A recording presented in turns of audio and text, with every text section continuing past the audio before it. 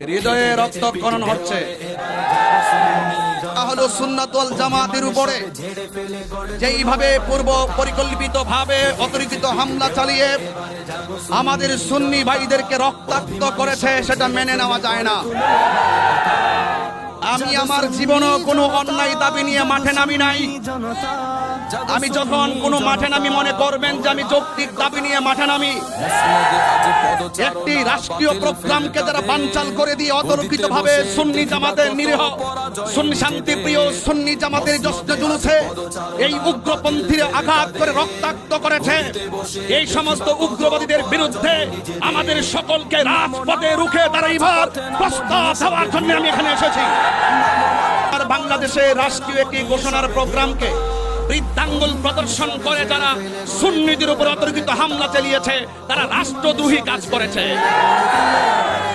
সেই ক্ষেত্রে প্রশাসনকে বৃদ্ধাঙ্গুল দেখিয়ে যারা শান্তিপ্রিয় জশ্নে জুলুসে রাষ্ট্রীয় প্রোগ্রামকে ব্যাঘাত করে আইন শৃঙ্খলা বাহিনীর সেই ইমেজকে নষ্ট করার জন্য এই কসবার মাটিকে উদ্দীপ্ত করে রাজপথকে রক্তে লাল করেছে, তাদেরকে কোনোভাবে ছাড় দেওয়া হবে না।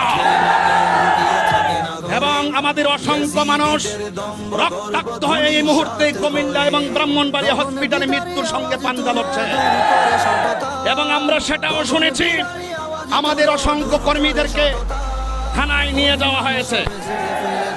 আমরা দেখেছি অনর্থক এক শ্রেণীর উগ্রবাদী আমাদের মীর সফিউল্লাহ ভাই সহ আরো ইমন সহকারে একজনকে রাস্তায় পেয়ে অনর্থক বিনা কারণে তারা আক্রমণ করেছে। সেনাবাহিনী তাকে উদ্ধার করে পুলিশ প্রশাসনের কাছে হস্তান্তর করেছে। কিন্তু আমরা আজকে সারাটা দিন অনেকভাবে চেষ্টা করেছি সফিউল্লাহকে থানা থেকে আনার জন্য, কিন্তু আমরা কোনো রেসপন্সিবিলিটি পাই নাই। আমরা শুনতেছি তাকে চালান দেওয়া হবে। তাকে যদি চালান দেওয়া হয়, তার বিরুদ্ধে যদি কোনো অন্যায়ভাবে মামলা দেওয়া হয় এবং জশ্নে জুলুসকে কেন্দ্র করে যদি আহলুস সুন্নাত ওয়াল জামাতের একটা কর্মীর বিরুদ্ধে মামলা করা হয়, টোটাল বাংলাদেশে আন্দোলনের বন্যা বয়ে যাবে। টোটাল বাংলাদেশের রাজপথকে অস্থির করা হবে। এবং যতক্ষণ পর্যন্ত মীর সফিউল্লাহকে মাগরিবের আগে মুক্তি দেওয়া না হবে, এই রাজপথেই মাগরিবের নামাজ হবে, রাস্তাঘাট বন্ধ করে দেওয়া হবে।